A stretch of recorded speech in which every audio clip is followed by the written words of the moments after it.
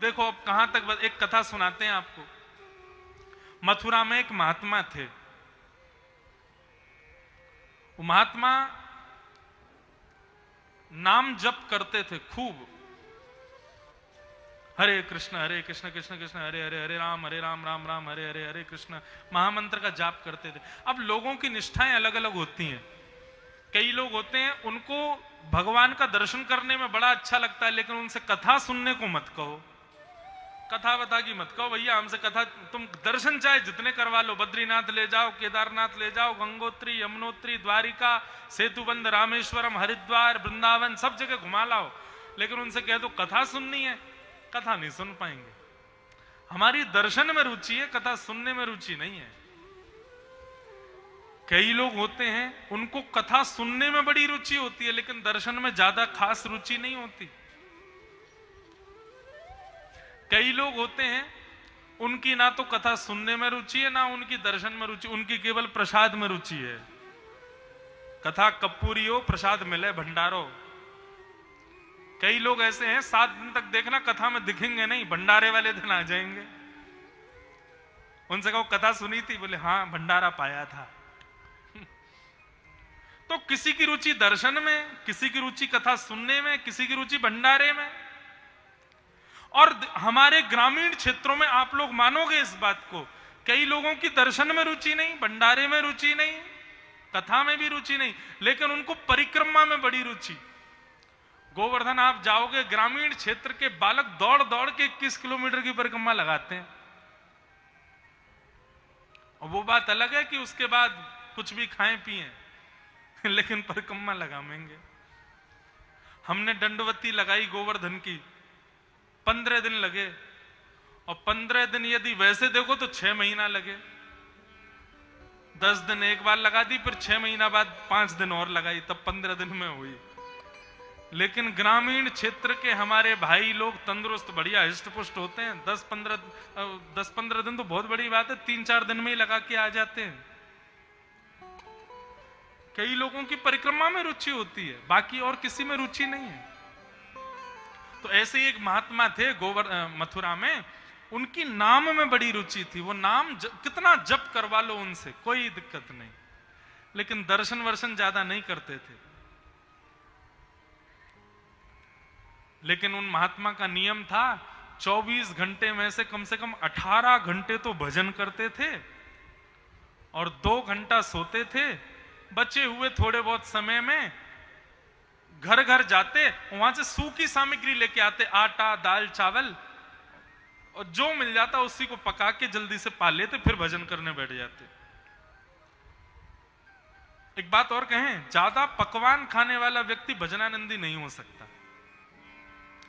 बहुत वैरायटी के भोजन करता हो, बहुत तरह तरह के चाट मसाले और महाराज चटनी तीखे वस्तुएं खाता हो, ऐसा व्यक्ति भजनानंदी नहीं हो सकता। और पाएगा भी ना तो ऐसे लोगों का एक और स्वभाव बताऊं, जिनकी जीभ बड़ी चटोरी होती है, ऐसे लोग वस्तु भी लाएंगे तो भोग के बहाने लाते हैं। भगवान का भोग लगाना, भोग लगा के खुद ही पा जाते हैं। लेकिन ये बात नियमित रूप से सही है कि ज्यादा पकवान खाने वाला व्यक्ति, उसका मन विचलित ही रहता है, ठाकुर जी में ज्यादा लगता नहीं। तो अधिकतर साधु महात्मा जो होते हैं वो स्वाद पर ज्यादा ध्यान नहीं देते। हमारे पूज्य पिताजी महाराज के गुरुदेव, और दही मंगा करके सब्जी में डाल देते थे, दाल में डाल देते थे, और रोटी ज्यादा कुरकुरी कड़क बना देते थे तो रोटी में पानी डाल देते थे। क्यों? उसका स्वाद बिगाड़ के फिर पाते थे। उनसे किसी ने कहा, गुरुजी आप ऐसा क्यों करते हो? तो बोले, ज्यादा अच्छा भोजन करेंगे तो जीव को आदत लग जाएगी, इसलिए जीव को आदी मत बनाओ, जीव को जैसा मिल जाए वैसा पाओ। और ज्यादा स्वादिष्ट मिले ना तो प्रयास करो, उसको थोड़ा भ्रंश करो, उसको थोड़ा सा बिगाड़ो, फिर पाओ। नहीं तो ये जीव बड़ी खतरनाक है महाराज, अच्छा खिलाओगे तो अच्छे की इसको आदत लग जाएगी। तो वो महात्मा जो थे वो सूखा सामान लाते और बिल्कुल ऐसा बनाते कि बस पेट भर जाए, भजन के लिए पाते थे, रहते थे। लेकिन हमारे ठाकुर जी हैं, ये प्रेम के पिपासु हैं, प्रेम प्रेम इनको बड़ा प्रिय है। आपको सत्य बताएं, आपके द्वारा प्रदान की गई मोंगरा की माला, कमल की माला, पुष्प की अनेक अनेक मालाएं, 56 भोग ठाकुर जी स्वीकार नहीं करते होंगे, लेकिन कोई प्रेमी व्यक्ति यदि साधारण सी भावना भी प्रस्तुत करता है तो ठाकुर जी स्वीकार करते हैं। प्रेम होना चाहिए बस। लोग कहते हैं भोग में तुलसी होना ही बहुत जरूरी है, हम कहते हैं भोग में प्रेम होना बहुत जरूरी है। लोग कहते हैं ठाकुर जी को अर्पण करने वाली वस्तु में पवित्रता बहुत जरूरी है, हम कहते हैं कि ठाकुर जी को अर्पण करने वाली वस्तु में प्रेम बहुत जरूरी है। पवित्र ना भी हो चलेगा। अब महात्मा भजन करते थे, सेवा एवा कुछ करते नहीं थे, दर्शन वर्शन जाते नहीं थे ज्यादा। तो एक बार जिस घर में वो सूखी सामग्री लेने जाते थे, आटा दाल चावल, उस घर में एक ठाकुर जी की सेवा होती थी। जो माता जी उनकी सेवा करती थी, उन माता जी के स्वप्न में ठाकुर जी आए, रोने लग गए। माता जी ने कहा, ए ठाकुर जी रो क्यों रहे हो, हमने सेवा में कोई विघ्न, हमारी सेवा में कोई अपराध?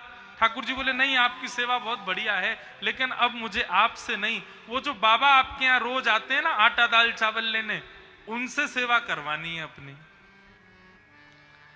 मैया बोली, वो बाबा तो फक्कड़ महात्मा है, छोटी सी कुटिया में रहते हैं, उनके यहाँ ज्यादा व्यवस्था नहीं है, और मैं तो आपकी सेवा करती हूं, मैं तो जानती हूं दिन में 4 बार आपको भोग लगाना पड़ता है, आपकी इतनी व्यवस्था करनी पड़ती है, वो बाबा कैसे करेंगे? ठाकुर जी बोले, कैसे भी करें, चाहे जो करें, लेकिन वो बाबा प्रेमी बड़े हैं, हमको उन्हीं के पास जाना है। मां बेचारी बहुत रोई, लेकिन ठाकुर जी की इच्छा है तो क्या कर सकती है। दूसरे दिन बाबा जैसे ही आए तो मां ने कहा, बाबा रात्रि में ना स्वप्ने में ठाकुर जी आए थे, और ठाकुर जी कह रहे थे कि मुझको या बाबा को दे दो, मैं यही से सेवा कराऊंगा। मेरे ठाकुर जी आप ले जाओ, आप ही सेवा करना। महात्मा बोले, मैया क्षमा करना, इस सेवा वेवा से तो हम दूर रहते हैं, हम तो बस नाम जप करते हैं, भगवान का नाम जप करते हैं, सेवा वेवा हमसे होती नहीं है। बोले, नहीं ठाकुर जी कह रहे हैं आपके पास ही रहना है। बाबा बोले, आपके यहाँ 56 भोग बनते हैं, मेरे यहाँ तो रूखी रोटी बनती है, वो भी यमुना जल से बनती है, कैसे पाएंगे तुम्हारे ठाकुर जी? अब बोले, अब जैसे भी पाए, दुखी हो जाएंगे तो दोबारा आ जाएंगे, लेकिन अभी ठाकुर जी की आज्ञा मान के आप इनको ले जाओ। और वो महात्मा ठाकुर जी को ले आए अपने घर। ध्यान से सुनना, कुटिया में रहते थे, छोटी सी उनकी कुटिया, कोई ज्यादा व्यवस्था तो वहां थी नहीं। एक चौकी पर थोड़ा सा गोबर का लेप करके सुखा के वहीं आसन बना के ठाकुर जी को बिठा दिया। और ठाकुर जी से बोले, देखो बाबा, अब बाबा के यहाँ तो साधु सा ही सेवा होगी, ठाकुर जी स्वीकार करियो। ठाकुर जी विराज गए।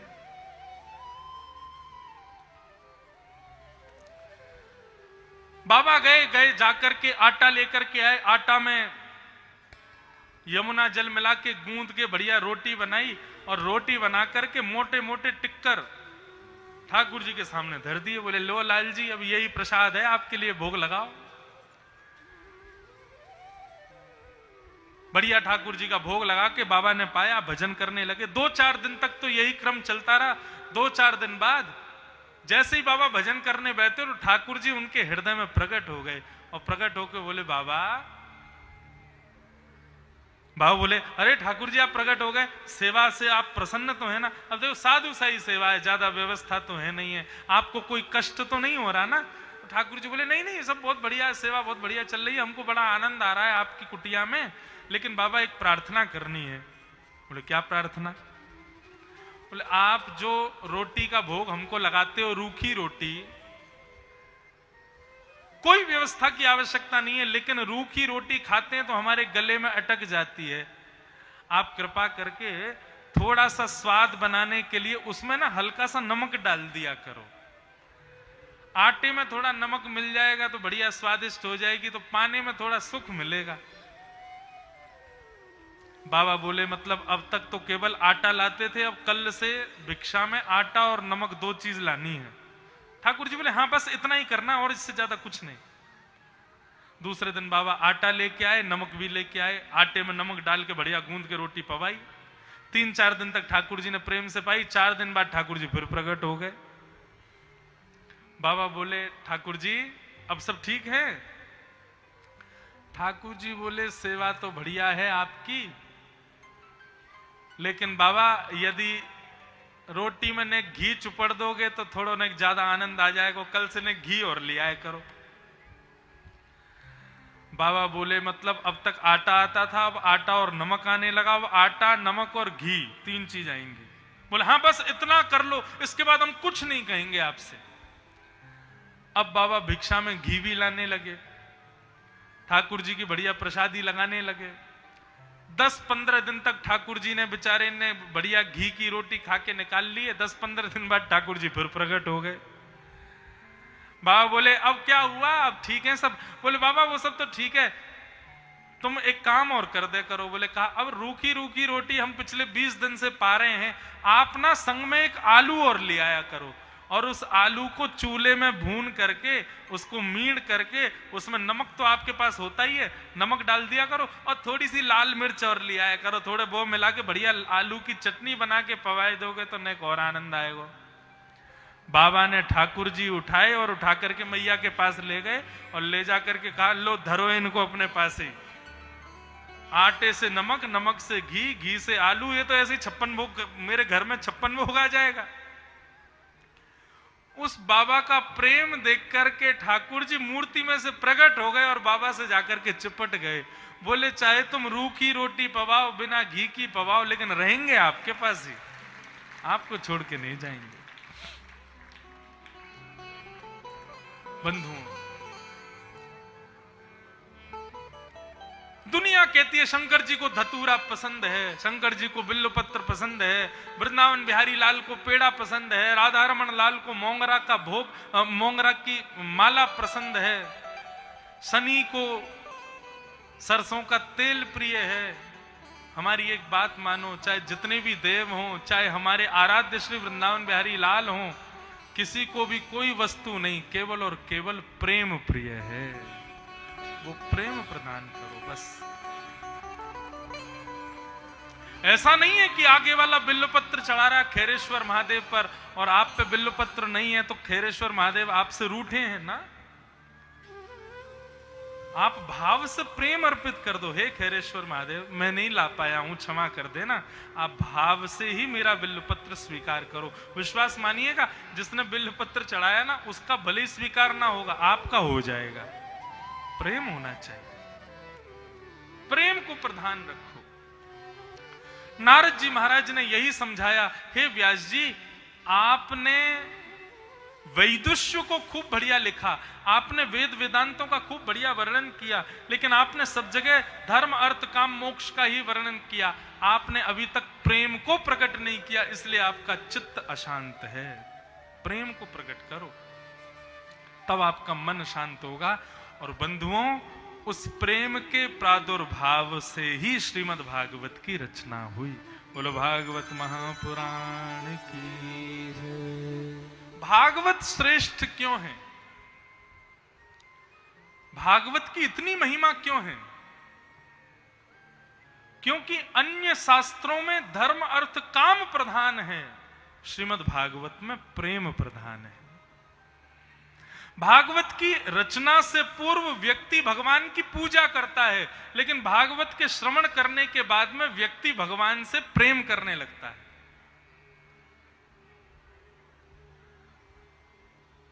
और ये बात आपको बताने की आवश्यकता नहीं, आप सब ब्रजवासी ही हैं।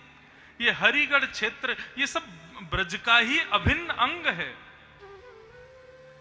यहां के लोग तो सब जानते हैं।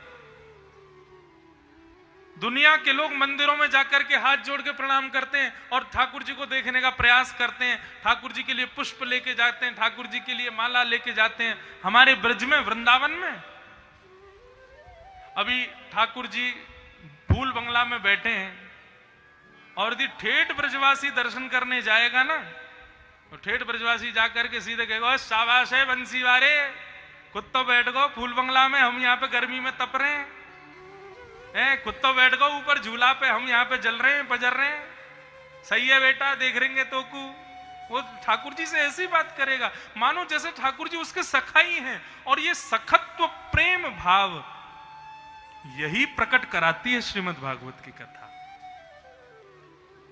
विश्वास मानिए 7 दिन के बाद भगवान नहीं दिखेंगे, भगवान अपने दिखने लग जाएंगे। ये दृष्टि भागवत प्रदान करती है। मीराबाई ने पति माना, भगवान कोई पति मानने की वस्तु है? पहले लोग यही सोचते थे, लेकिन मीराबाई के बाद लोगों ने इसको स्वीकार किया कि भाई मीराबाई ने पति माना तो ठाकुर जी हैं पति बनाने योग्य। और ठाकुर जी ही एकमात्र हैं जो किसी भी संबंध में व्यवस्थित हो सकते हैं। तुलसीदास जी महाराज कहते हैं, तो है मोहे नाते अनेक, मानिए जो भावे, ज्यों त्यों तुलसी कृपाल, चरण शरण पावे।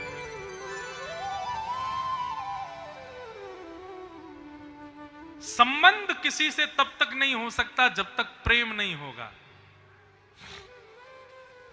नहीं तो भगवान ही दिखते रहेंगे। और एक बात आपको कह दूं, भगवान को भगवान मानने से एक फायदा कम है। क्या? भगवान को भगवान मानने से सदैव भय बना रहता, डर, ये कोई भगवान है। लेकिन भगवान जब अपने हो जाते हैं, उनसे संबंध हो जाता है, तो भय नष्ट हो जाता है, प्रेम हो जाए ठाकुर जी के प्रति। इस प्रकार प्रेम के पुट के द्वारा, प्रेम के भाव के द्वारा श्रीमद् भागवत की रचना हुई। हमारे वृंदावन में एक बहुत बड़े रसिक हुए, उनका एक भाव है। मैं बहुत कम गाता हूं कथा में, लेकिन आज पता नहीं कैसे ये भाव आ रहा है, इतना सुंदर भाव है। प्रेम नगर की डगर है कठिन रे, बटोही न करना बसेरा, पग बढ़ा हो न जाए अंधेरा, पग बढ़ा हो न जाए अंधेरा। प्रेम नगर की डगर है कठिन रे, बटोही न करना बसेरा, पग बढ़ा हो न जाए अंधेरा, पग बढ़ा हो न जाए। इतनी सुंदर पंक्तियां हैं, ध्यान से सुनना।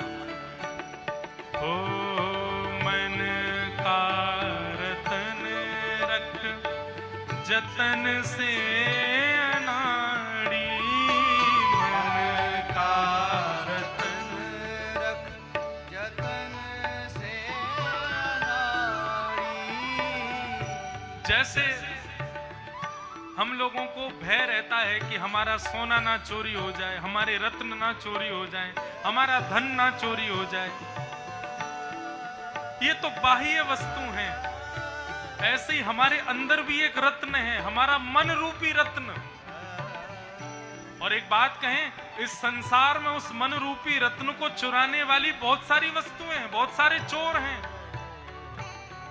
किसी का मन रूपी चोर चुरा लिया है हरिगढ़ की किसी वस्तु ने, किसी के मन रूपी उस रत्न को चुरा लिया है लस्सी ने, किसी के मन रूपी उस रत्न को चुरा लिया रसमलाई ने, किसी के उस मन रूपी रत्न को चुरा लिया एक गिलास की वो क्या बोलते चमचम ने।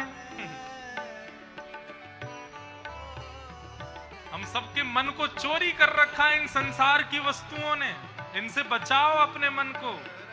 मन का रतन रख जतन से अनाड़ी, मन का रतन रख जतन से अनाड़ी। यहाँ के छोरों की बस्ती है बारी, यहाँ के छोरों की बस्ती है बारी।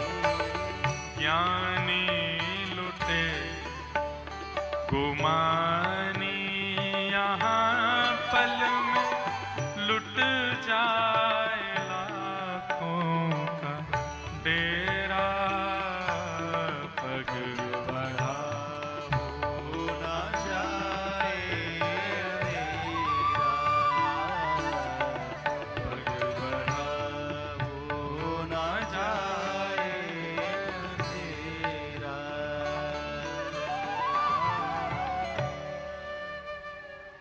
प्रेम बंधुओं, संसार की वस्तुएं प्रेम करने योग्य हैं ही नहीं। चाहे संसार का कोई संबंधी हो, संसार की कोई वस्तु हो, संसार के कोई व्यंजन हो, ये प्रेम के अधिकारी है ही नहीं। प्रेम के अधिकारी तो केवल और केवल श्री वृंदावन बिहारी लाल हैं। प्रेम केवल उनको प्रदान करो। देखो क्या पानी की बधाई बट रही है, बधाई हो। जैसे हमारे यहाँ कृष्ण जन्म वाले दिन टॉफी लुटाई जाती है, ऐसे पानी लुटाया जाए। जय जय कैच हो गया। हरिगढ़ क्षेत्र में हर बार एक कुछ अद्भुतता देखने को मिलती है। कृष्ण जन्म चौथे दिन होगा, यहाँ पे पानी के छोटे छोटे ये पाउच और दे देना, यहीं से लुटाएंगे हम। कोई बात नहीं, गर्मी लग रही है, आप लोग पानी पी के, भोजन करके, चाय पी के कैसे भी बैठो, लेकिन कथा सुनो, खूब प्रेम से सुनो। वैसे एक बात बताएं, घर में अगर बोतल हो तो कल से पानी बोतल भल्ला हो, यही बैठे बैठे पियो, उनको भी क्यों श्रमित करवाओ। लेकिन ठीक है, आप लोग अब विचलित मत हो, खूब खूब लुटाओ बहन, पिलाओ खूब जल। तो हम निवेदन क्या कर रहे थे, अब बस थोड़ी देर और हमसे कल यहाँ के प्रशासन के लोग भी बोले, 2-4 लोगों का और, एक पुलिस इंस्पेक्टर बोले महाराज जी कथा 6 ज्यादा अंधेरे तक मत करो, क्योंकि लोगों को दूर दूर से आते हैं, सबको जाना है। हम 6:30 तक कथा विराम कर देंगे। तो प्रेम के भाव से श्रीमद् भागवत की रचना हुई, और भागवत की रचना जैसे हुई, श्री वेदव्यास जी का हृदय परम शांत हो गया, संतुष्ट हो गया। अब वेदव्यास जी को लिखा, हां अब मैंने कुछ लिखा है। भागवत श्रवण करने के बाद में आपकी पूजा अच्छी हो जाएगी, आपके नियम अच्छे हो जाएंगे, आपके विधि विधान अच्छे हो जाएंगे, आपका अनुष्ठान अच्छा हो जाएगा। ये सब नहीं होगा। श्रीमद् भागवत श्रवण के बाद बस कृष्ण से प्रेम हो जाएगा, और यदि प्रेम हो जाए तो समझ लो कथा सुनी है। प्रेम ना हो, बाकी सब हो जाए, तो समझना अभी भागवत नहीं सुनी हमने।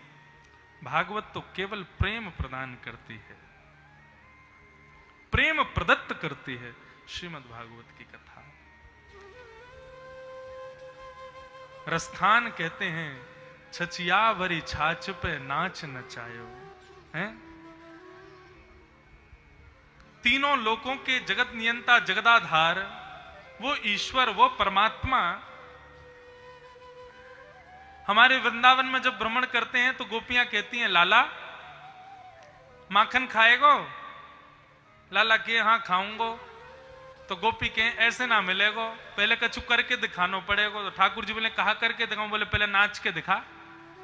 तो पर ब्रह्म परमात्मा जगदीश्वर जगदाधार उस थोड़े से माखन को खाने के लिए जिसके आगे संसार नाचता है, वो वृंदावन की प्रियसी गोपियों के आगे नृत्य करने लग जाते हैं, केवल उनके प्रेम के प्रभाव से।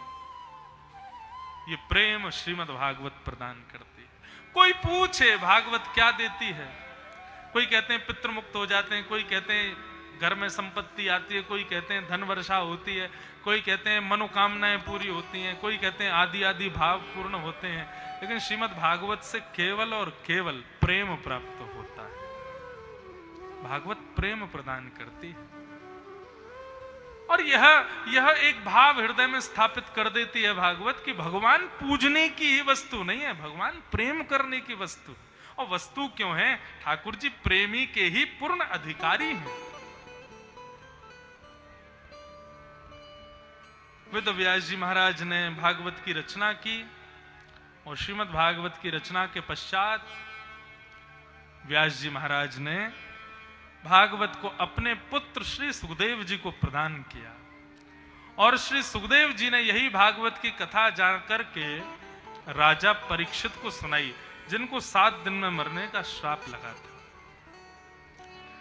यहां सबने पूछा कि महाराज राजा परीक्षित को 7 दिन में मरने का श्राप क्यों लगा और ये राजा परीक्षित कौन है, थोड़ा इनके बारे में बताइए। तो हम अब आधे घंटे थोड़ा सा परीक्षित जी के विषय में चर्चा करें, फिर कथा को विराम देंगे।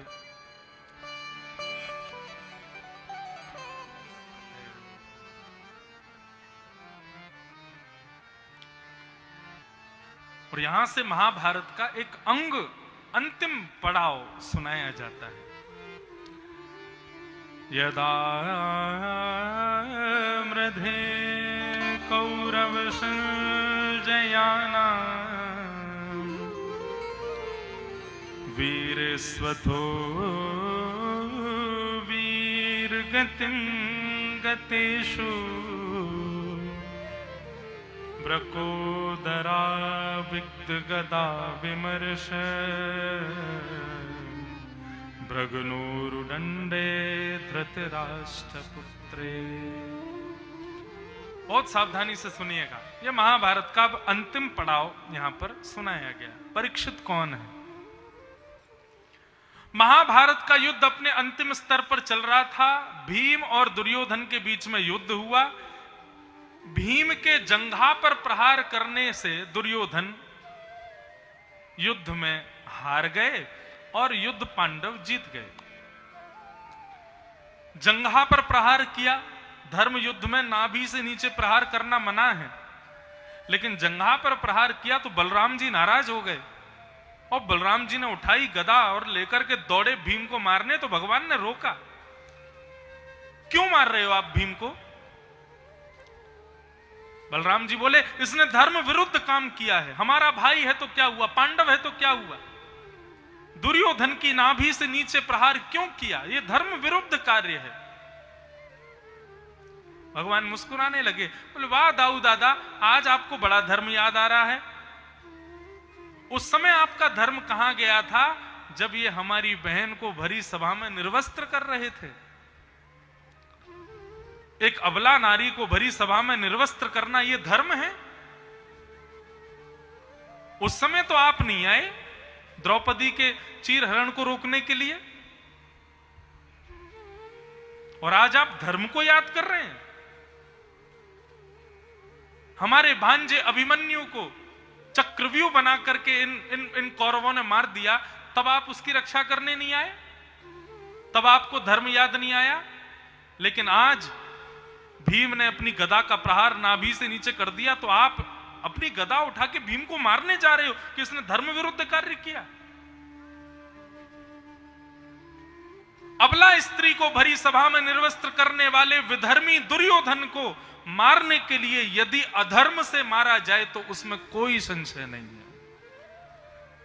ऐसे धर्म विरोधियों को, धर्म विरुद्ध कार्य करने वालों को यदि अधर्म से भी मार दिया जाए ना तो इसमें कोई पाप नहीं लगता भैया। दुर्योधन जैसे प्राणी को मारने के लिए यहां धर्म का विचार करेंगे हम? जो धर्म का उल्लंघन करते हैं, जो विधर्मी हैं, अबला स्त्रियों के साथ में गलत कृत्य करते हैं, निर्दोष लोगों के प्राण लेते हैं, गौ हत्या करते हैं, छोटे छोटे बालकों की हत्या करते हैं, ऐसे महापाप करने वाले व्यक्ति को यदि मारने में अधर्म हो भी जाए तो कोई दोष नहीं है। तब बलराम जी का क्रोध शांत हुआ और पांडवों से बदला लेने के लिए अश्वत्थामा अर्धरात्रि में उनको मारने के लिए गए, लेकिन भगवान पांडवों को उठा करके ले गए तो द्रौपदी के 5 पुत्र सोते रह गए। अंधेरे के कारण अश्वत्थामा को दिखा नहीं, 5 गिनती करके उसको लगा यही 5 पांडव हैं, अपनी तलवार से 5 का सर धड़ से अलग कर दिया। द्रौपदी के 5 बालकों को मार दिया। प्रातः काल का जब समय हुआ, सबने जाकर के देखा द्रौपदी के 5 पुत्र मरे हुए पड़े हैं। रोने लगी द्रुपद सुता, मेरे बालकों ने किसका क्या बिगाड़ा, क्यों मार दिया इनको। तब अर्जुन ने प्रतिज्ञा ली, बोले तुम रो मत, मैं प्रतिज्ञा लेकर के कहता हूं, जिसने भी तुम्हारे 5 बालकों को मारा वो कोई भी होगा, पाताल में भी होगा, तो वहां से भी उसको घसीटता हुआ लाऊंगा और उसके प्राणों का मैं हरण करूंगा। भगवान अर्जुन को रोक रहे हैं, अर्जुन देखो एक बहुत बड़ी बात आप लोग सदैव ध्यान रखिएगा बंधुओं। कई लोग हमसे कथा के बाद कभी मिलने आते हैं तो कहते हैं महाराज जी हमको क्रोध बहुत आता है, क्रोध कैसे कम हो। संसार में कोई भी ऐसा व्यक्ति नहीं है जिसको क्रोध ना आता हो, सबको क्रोध आता है। किसी को ज्यादा आता है, किसी को कम आता है, आता सबको है। क्रोध आना बुरी बात नहीं है, लेकिन क्रोध में कोई निर्णय लेना यह गलत है। कम से कम निर्णय के लिए क्रोध शांत होने तक रुकना चाहिए। कितनी भी बात बिगड़ी हो, कितना भी भयानक मंजर क्यों ना हो गया हो, कितना भी क्रोध आपको आया ना हो, हमारी इस व्यासपीठ से आप एक बात स्वीकार कर लीजिए, क्रोध में केवल इतना धैर्य धारण कर लीजिएगा कि कोई निर्णय मत लीजिएगा। क्रोध में लिया गया निर्णय कभी भी आपका भला नहीं कर सकता। और आज मानव के कल्याण में सबसे बड़ा बाधा यही तो बन रही है कि क्रोध तो आता है लेकिन क्रोध में हम निर्णय लेते हैं। क्रोध करो लेकिन क्रोध में 2 चीजों का ध्यान, एक और चीज बढ़ा देते हैं, एक तो मौन हो जाओ, शांत हो जाओ, चुप। 2 चीजों से नियंत्रण हम छोड़ देते हैं जब हमको क्रोध आता है, एक तो वाणी से, दूसरे अपनी विचारों से। हम दोनों से शून्य हो जाते हैं। हम क्या बोल रहे हैं हमको नहीं पता होता क्रोध में, और हम क्या डिसीजन ले रहे हैं, क्या निर्णय ले रहे हैं, ये भी हमको नहीं पता होता। इसलिए भैया हाथ जोड़ के प्रार्थना, खूब क्रोध करो लेकिन ये 2 चीजों पे काबू करो, एक तो वाणी और दूसरे निर्णय। आप अनुभव करोगे कि धीरे धीरे आपको क्रोध आना ही बंद हो जाएगा। हमारे अंदर जितने भी दुर्गुण है ना, ये दुर्गुण हमारे ऊपर आकर के चेक करते हैं कि देखो ये हमारे वश में आया कि नहीं, और यदि हम उनके वश में आ जाते हैं तो वो घर बना के बैठ जाते हैं। दुर्गुणों के आने पर उनके आक्रमण को सहन करो, उनकी प्रतिक्रिया को दिखाओ मत, नहीं तो वो दुर्गुण सदा के लिए रहेगा आपके भीतर। इसलिए आज के बाद क्रोध करते समय 2 बातों का ध्यान, पहला मौन, दूसरा निर्णय नहीं लेना है कोई भी, विचारों पर वश करो, शांत हो जाओ। आप देखना, आप किसी भी स्थिति में, किसी भी परिस्थिति में, और मैं नीचे से बोलूं तो मेरी बात का कोई अस्तित्व मत समझिएगा, लेकिन व्यासपीठ से बोलूं तो इस बात को आप हरी चर्चा मान करके ही स्वीकार करना। आप किसी भी स्थिति में कभी पराजित नहीं होगे यदि क्रोध में आपने मौन धारण कर लिया तो। क्रोध में बस मौन हो जाए। मौन सबसे भयानक प्रहार है, सबसे भयानक आयुध है, और सबसे सुंदर आयुध भी है। सामने वाले को प्रत्युत्तर देने का सबसे बढ़िया तरीका है मौन।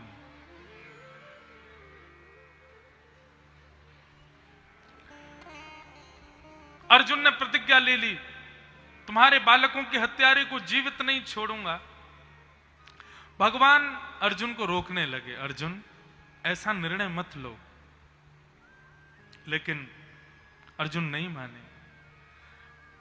मैं द्रौपदी के हत्यारे को जीवित नहीं छोड़ूंगा, मैं प्रतिज्ञा लेता हूं। भगवान बोले अब फंसेगा, और अर्जुन निकल पड़े बालकों के हत्यारे को खोजने के लिए। तभी पता चला कि अश्वत्थामा ने यह वध किया है। अश्वत्थामा को पकड़ने के लिए जाने लगे तो अश्वत्थामा ने अर्जुन को मारने के लिए ब्रह्मास्त्र छोड़ दिया। ब्रह्मास्त्र को नष्ट करने के लिए अर्जुन ने भी ब्रह्मास्त्र छोड़ा और अश्वत्थामा को बंदी बना दिया। अश्वत्थामा को बंदी बना के द्रौपदी के सामने बैठा दिया। बोले बताओ द्रौपदी, अब मैं इसका वध करने वाला हूं, इसी ने तुम्हारे 5 बालकों को मारा। अब समझने योग्य बात, द्रौपदी ने जैसे ही देखा कि अश्वत्थामा मेरे बालकों का हत्यारा है। कौन है अश्वत्थामा? पांडवों के गुरु का बेटा है, गुरुपुत्र है। कौन है अश्वत्थामा? अश्वत्थामा एक ब्राह्मण है। कौन है अश्वत्थामा? अपनी मां का इकलौता बेटा है। और इन सब बातों को विचार करते हुए द्रौपदी कहती है, उवाच चास हन्तस्य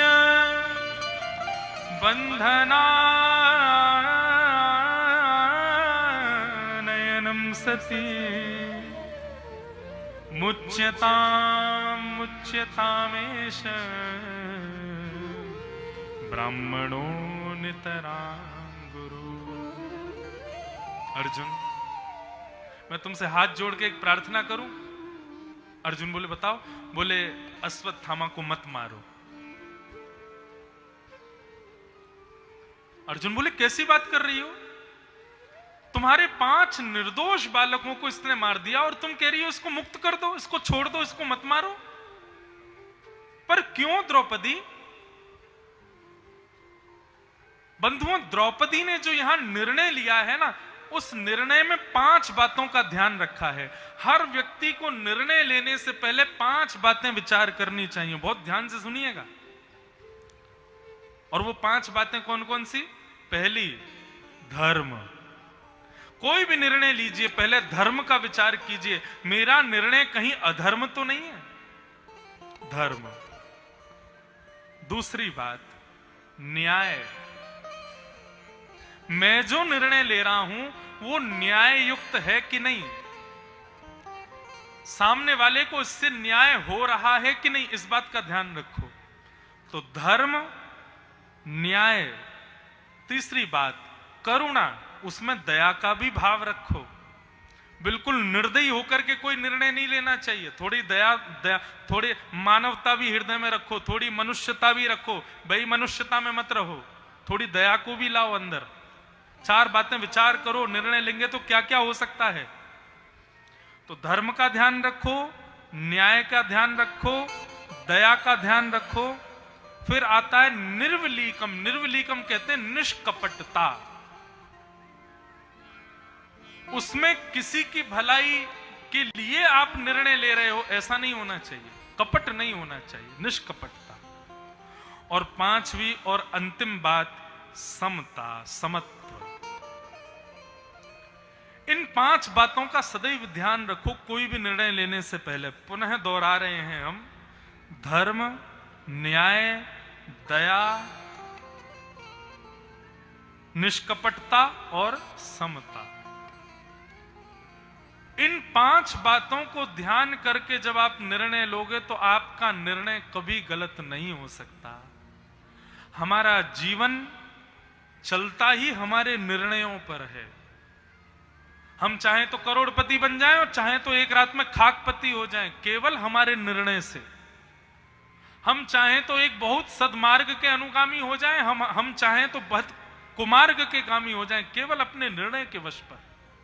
इसलिए निर्णय लेते समय 5 चीजों का ध्यान रखो। अब द्रौपदी क्यों कह रही है कि इसको मत मारो, उसकी बातें सुनो। उसकी बात में धर्म भी दिखेगा, न्याय भी दिखेगा, करुणा भी दिखेगी, निष्कपटता भी दिखेगी और समता भी दिखेगी। द्रौपदी कहती है इसको मत मारो। क्यों? क्योंकि ये हमारे गुरु का बेटा है और गुरु जो होते हैं उनका सदैव ऋण होता है शिष्य के ऊपर। हम लोगों ने अपने गुरु को तो मार दिया महाभारत युद्ध में, कम से कम उनके गुरु तुल्य पुत्र को तो छोड़ दो। इसको मत मारो, ये गुरुपुत्र है, इसको मारने का अधिकार नहीं है हमारे पास, इसको मत मारो। दूसरी बात, ये ब्राह्मण है और ब्राह्मण सदैव हमारा गुरु होता है। हम क्षत्रिय हैं, हम सदैव ब्राह्मण को प्रणाम करते हैं, उसको दंडवत करते हैं, उसको प्रणम्य निवेदन करते हैं। ब्राह्मण को और माताओं को मृत्यु दंड देने का अधिकार शास्त्रों में वर्जित बताया गया। कितना भी बड़ा दंड क्यों ना, कितना भी बड़ा दूषित कृत्य क्यों ना हो जाए माताओं के द्वारा, बहनों के द्वारा और ब्राह्मणों के द्वारा, उनको कितना भी बड़ा दंड देने का अधिकार है, लेकिन मृत्यु दंड देने का अधिकार नहीं है। संभवतः शायद हमारे भारत के भी अनुशासन में मातृदंड तो, मातृ को मृत्युदंड तो शायद नहीं मिलता है, लेकिन यदि ऐसा है तो नहीं होना चाहिए। कुछ वर्ष पहले मैंने सुना तो था, एक कोई माताजी बहुत वर्षों से कैद में थी, उनको मृत्युदंड था। अब दिया कि नहीं, लेकिन शास्त्र आज्ञा नहीं है, नहीं देना चाहिए। तो पहली बात तो ये हमारा गुरुपुत्र है, इसलिए इसको मृत्युदंड मत दो। दूसरी बात ये ब्राह्मण है, इसलिए इसको मृत्युदंड मत दो। तीसरी बात, इसको मृत्युदंड क्यों मत दो अर्जुन? क्योंकि मुझे इसकी चिंता नहीं है, इसकी मां की चिंता है। पुत्र के मरने पर मां को कितनी पीड़ा होती है मैं जानती हूं अर्जुन, और मैं नहीं चाहती वो पीड़ा, जिस पीड़ा से मैं जूझ रही हूं, वो पीड़ा इसकी मां को, इसलिए इसको मत मारो। और अंतिम बात, मेरे 5 पुत्र मर गए तो क्या हुआ, मुझे 5 पतियों का तो सहारा है ना।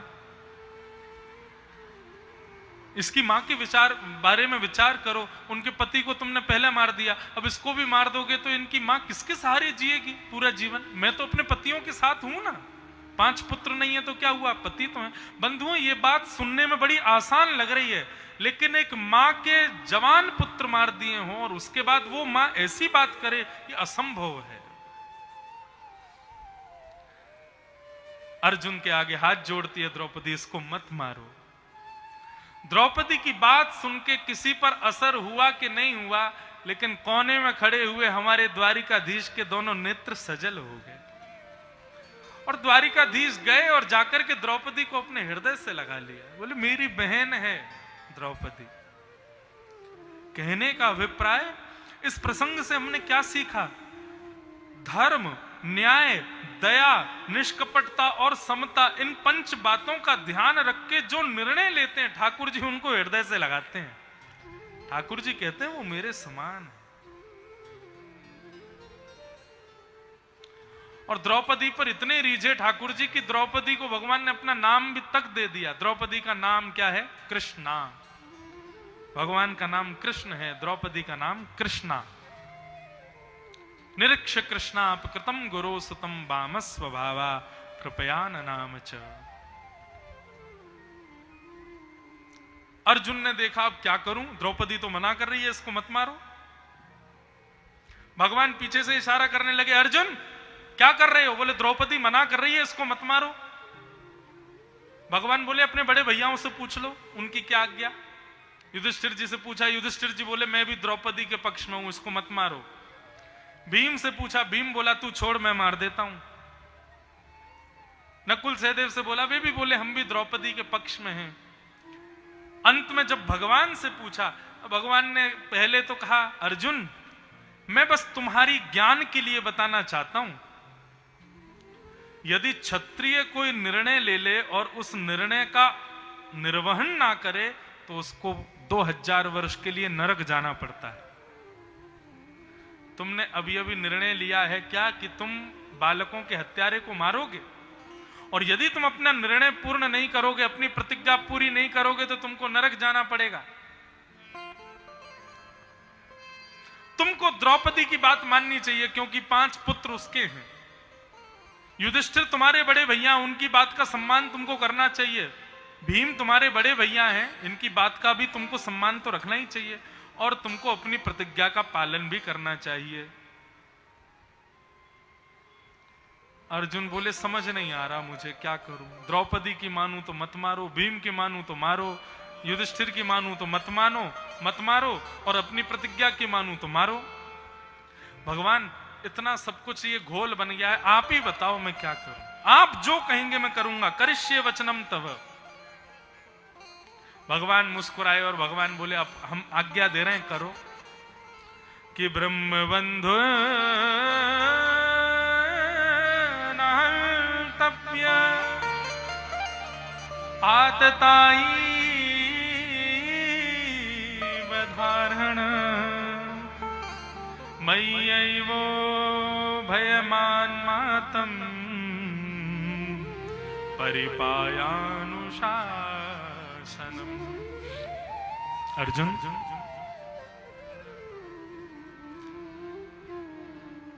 ब्राह्मण कैसा भी क्यों ना हो उसको मारना नहीं चाहिए, और छोटे छोटे बालकों का हत्यारा कोई भी क्यों ना हो उसको छोड़ना नहीं चाहिए। अर्जुन को चक्कर आने लगे, बोले कि अब मैं पागल हो जाऊंगा थोड़ी बहुत देर में, मैं क्या करूं, मुझे समझ नहीं आ रहा नाथ। और आप जैसे न्यायाधीश 2-4 और हो जाएं संसार में तो हो जाए कल्याण। ये कैसा न्याय दिया आपने, कैसा निर्णय सुनाया कि ब्राह्मण कोई भी क्यों ना हो उसको मारना नहीं चाहिए, बालकों का हत्यारा कोई भी क्यों उसको छोड़ो। मैं करूं क्या? मैं द्रौपदी की बात मानूं, युधिष्ठिर की मानूं, अपनी प्रतिज्ञा को पूरी करूं कि आपकी बात मानूं? सब जगह दो ही बात है, मारो भी और छोड़ो भी, मारो भी मत छोड़ो भी मत। ऐसी खिचड़ी में अर्जुन को डाल दिया ठाकुर जी ने कि अर्जुन नतमस्तक हो गया, चरणों में गिर गया, बोले नाथ क्षमा मांग रहा हूं, आज के बाद क्रोध में निर्णय नहीं लूंगा, मुझे बताइए अब मैं क्या करूं। भगवान बोले अर्जुन थोड़ी देर शांत बैठो और थोड़ा विचार करो, तुमको उत्तर मिलेगा। अर्जुन शांति से एकांत में बैठे, थोड़ी देर विचार किया। तो ज्ञान का बंधुओं स्वभाव होता है, ज्ञान जब प्राप्त हो ना तो थोड़ी देर उसको भीतर रमने दो, तब वो प्रत्युत्तर देता है। अर्जुन को मिले हुए ज्ञान का प्रत्युत्तर मिला और अर्जुन समझ गए मुझे क्या करना है। क्या करना है? ये ब्राह्मण है, इसको मार नहीं सकता, बालकों का हत्यारा है, इसको छोड़ नहीं सकता, लेकिन मृत्यु दंड से भी बड़ा दंड एक और होता है। क्या? प्रतिष्ठित व्यक्ति का भरे समाज में अपमान। ये मृत्यु दंड से भी बड़ा दंड है। इसको मार नहीं सकता ना मैं, इसको अपमानित तो कर सकता हूं। और आधी मूंछ, आधी दाढ़ी, आधे केश और शिखा का छेदन करके अश्वत्थामा को धक्के देकर के बाहर कर दिया। बंधुओं, ब्राह्मण का आधा ब्रह्मत्व उसी समय नष्ट हो जाता है जिस दिन वो अपनी शिखा काट लेता है, जिस दिन वो अपनी चोटी का छेदन कर लेता है ब्राह्मण, उसी दिन उसके कर्म आधे हो जाते हैं। और शास्त्रों में तो यह तक वर्णन है कि बिना शिखा के ब्राह्मण जब वैदिक पूजन और धर्म आदि करते हैं तो ठाकुर जी स्वीकार ही नहीं करते। ब्राह्मण का अधिकार है, उसको करना चाहिए। और वैसे ब्राह्मण का नहीं, द्विजों को चोटी रखनी चाहिए, ब्राह्मण क्षत्रिय वैश्य तीनों को रखनी चाहिए, तीनों के लिए अधिकार है।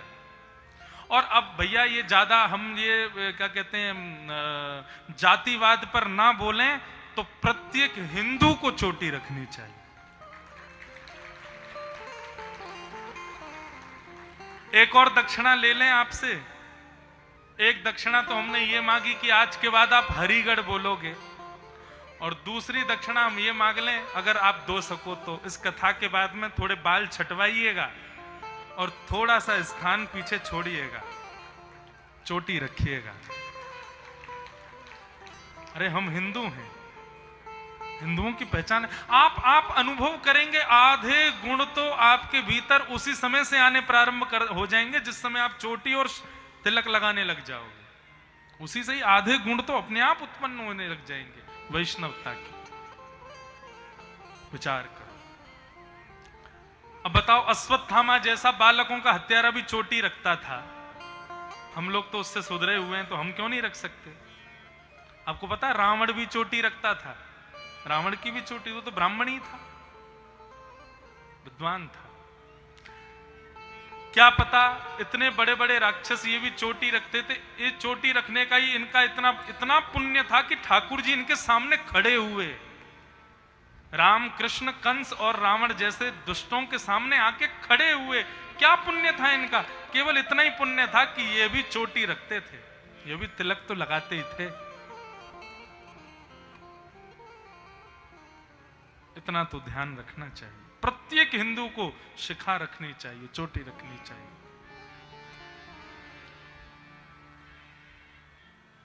अश्वत्थामा का अपमान करते हुए बाहर कर दिया। अश्वत्थामा ने बदला लेने के लिए अभिमन्यु की गर्भस्थ पत्नी उत्तरा के गर्भस्थ शिशु को मारने के लिए ब्रह्मास्त्र छोड़ दिया।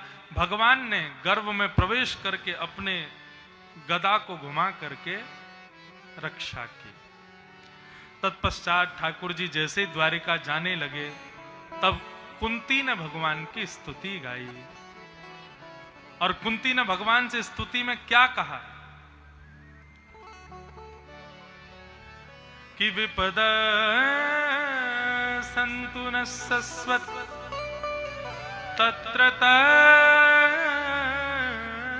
तत्र जगद्गुरो भवतो यद्दर्शनम यत्स्यात् अपुनः भवदर्शनम।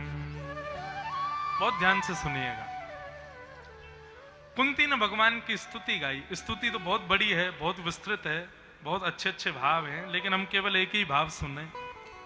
कुंती भगवान से कहती है, नाथ आज कृपा करके मुझको कुछ प्रदान कर दीजिए। भगवान बोले, क्या चाहिए कुंती? तब कुंती अपनी झोली फैला करके कहती है, हे नाथ कृपा करके विश्व में जितना भी कष्ट है, जितने भी दुख हैं, जितने भी दारिद्र हैं, जितने भी संकट हैं, वो सब मेरे जीवन में आ जाएं, ऐसी कृपा मुझ पर कर दो। आप लोग कहोगे कुंती उल्टा मांग रही है। हम लोग तो कहते हैं सुख संपत्ति घर आवे कष्ट मिटे तन का, ओम जय जगदीश हरे। और कुंती मांग रही है कि सारे दुख दारिद्र संकट कष्ट सब मेरे जीवन में आ जाए। ये कैसे, ये क्या मांग रही है कुंती? बंधुओं, भगवान ने ठाकुर जी ने कुंती से कहा, कुंती तुम कष्ट क्यों मांग रही हो? बचपन से लेके आज तक तुमने केवल अपने जीवन में कष्ट ही सहा। अब जाकर के तुम्हारे पुत्र पांडव महाभारत का युद्ध जीत गए, हस्तिनापुर के राजा बन गए, सोने का मुकुट इनके मस्तिष्क पर विराजमान हो गया। अब जाकर के जीवन में थोड़ी प्रसन्नता आई, थोड़ी खुशी आई, तो तुमने फिर से मुझसे दुख मांग लिया। क्यों मांग रही हो ये दुख? आहा। कुंती कहती है, नाथ कल तक मेरे जीवन में कष्ट था, कल तक मेरे पुत्र महाभारत युद्ध नहीं जीते थे, कल तक मेरे पुत्र युधिष्ठिर के मस्तिष्क पर स्वर्ण मुकुट नहीं विराज रहा था, कल तक हम दुखी थे तो आप हमारे साथ में थे। लेकिन आज जब हस्तिनापुर का मुकुट बैठ गया, हम सब लोग जीत गए, हम पांडवों की विजय हो गई, तो आप हमें छोड़ के द्वारिका जा रहे हो। इसलिए मैं कह रही हूं कि जिस दुख में आप हमारे साथ थे, हमको तो वो दुख चाहिए, लेकिन जिस सुख में आप हमारा त्याग करके जा रहे हो, वो सुख हमको नहीं चाहिए। नाथ सुख और दुख से कोई हमारा प्रयोजन नहीं है, हमारा प्रयोजन उससे है जिससे आप हमारे संग रहो। हमारे ब्रज में एक पद गाया जाता है, अब पद आपको समझ आ जाए तो मैं गा देता हूं और फिर कथा को विराम करता हूं। हमारे वृंदावन में कहते हैं, ऐसो दुख दीजो ही यमाही, ऐसो दुख दीजो ही यमाही। देखो, संसार के लोग सुख मांगते हैं, लेकिन हमारे ब्रज में आने वाला व्यक्ति श्री किशोरी जी से सुख की कामना नहीं करता, श्री वृंदावन बिहारी लाल से सांसारिक संपत्तियां नहीं मांगता। वृंदावन आने वाला व्यक्ति ऐसे मांगता है, और यही गा के मांगता है, क्या? ऐसो दुख दीजो ही यमाही, ऐसो दुख दीजो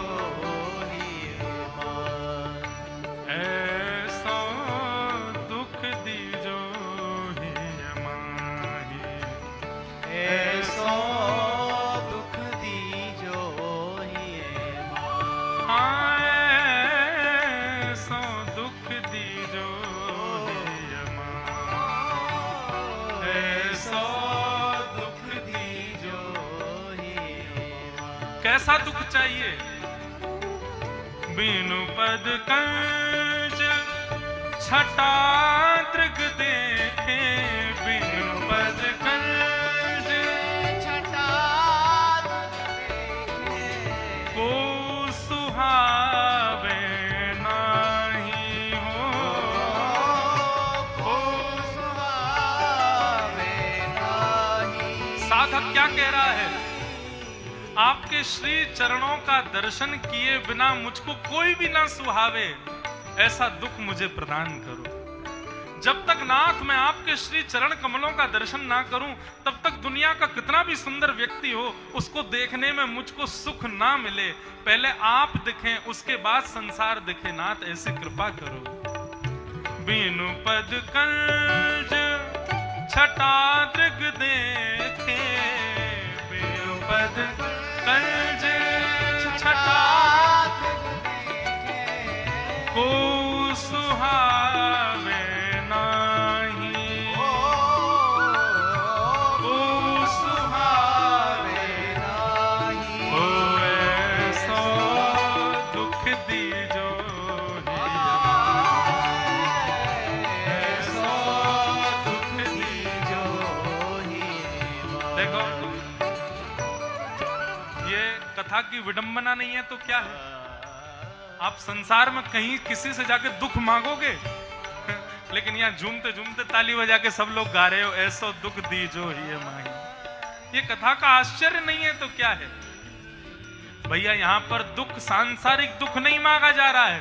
हे नाथ, आपसे विलग होके संसार की कोई भी वस्तु मिले तो वो हमको दुख दे। जब भी कोई वस्तु मिले तो आपके प्रसाद के रूप में मिले, तब वही हमको चाहिए। ये भाव है इस पद का। खूब भाव से गाओ, करताल बजा के गाओ। ऐसो दुख दीजो ये माही, ऐसो दुख दीजो ये माही। और दूसरा भाव क्या है? नाम रटे दृग डारे आंसू, दिन छिन अति अकुलाही।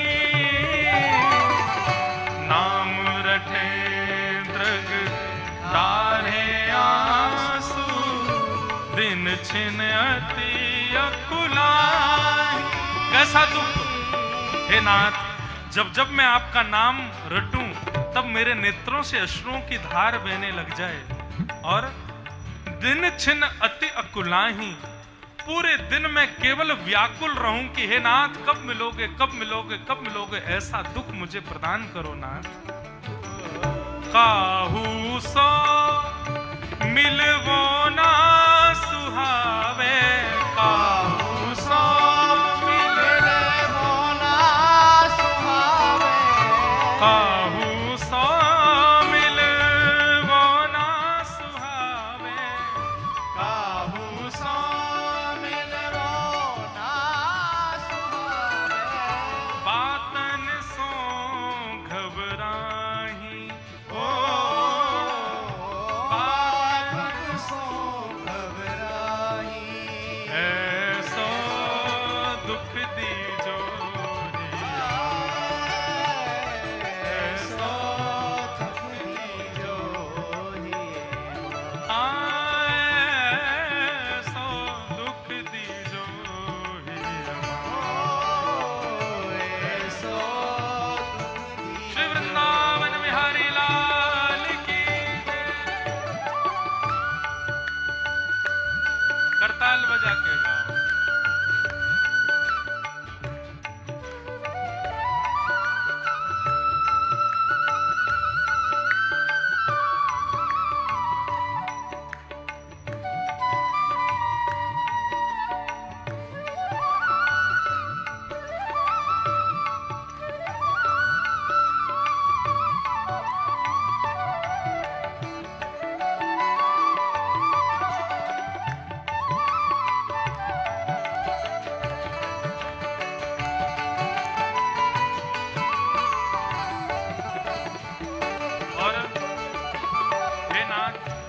कैसा दुख। अच्छा एक बात और कहें, इस पद में जितनी बातें हैं ना, सांसारिक लोगों के लिए ये दुख है, लेकिन भक्त के लिए इससे बड़ी प्रसन्नता और कोई नहीं है।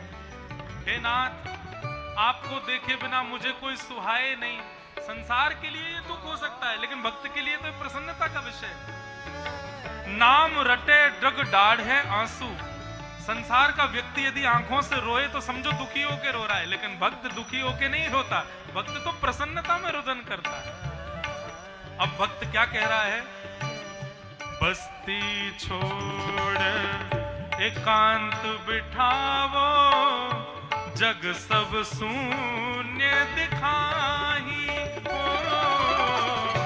बस्ती छोड़ एकांत बिठावे, जग सब शून्य दिखाही। भैया एक बात आप समझ लीजिए, जब ठाकुर जी आपको अपनाएंगे ना, ठाकुर जी को आप अपनाओ ये बड़ी बात है ही नहीं है।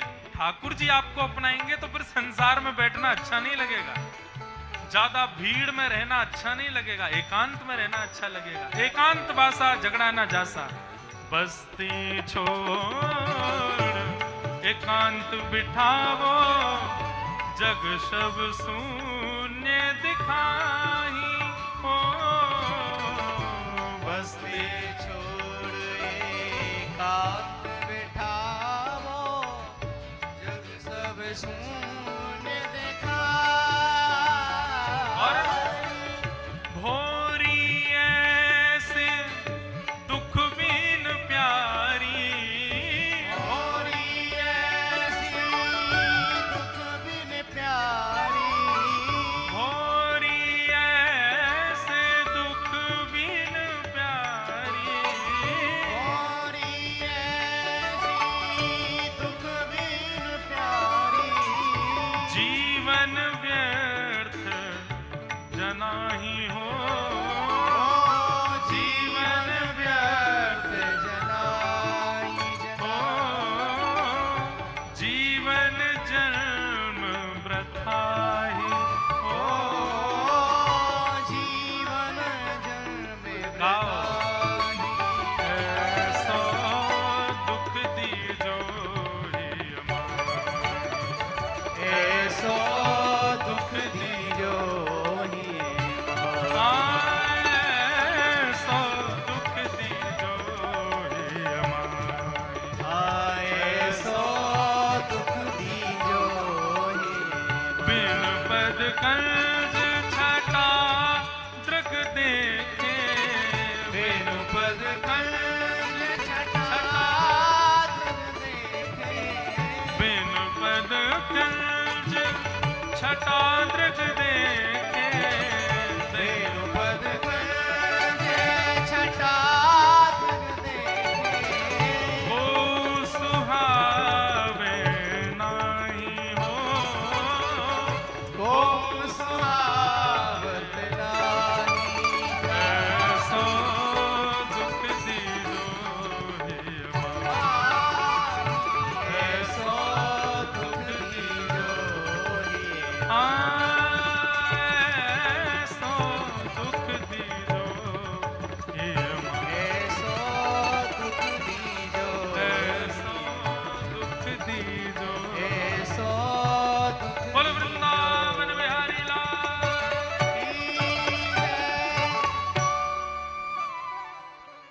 ये वृंदावन के रसिक जनों के पद हैं, ये भजन नहीं है। और इतने सुंदर भाव हैं इनके।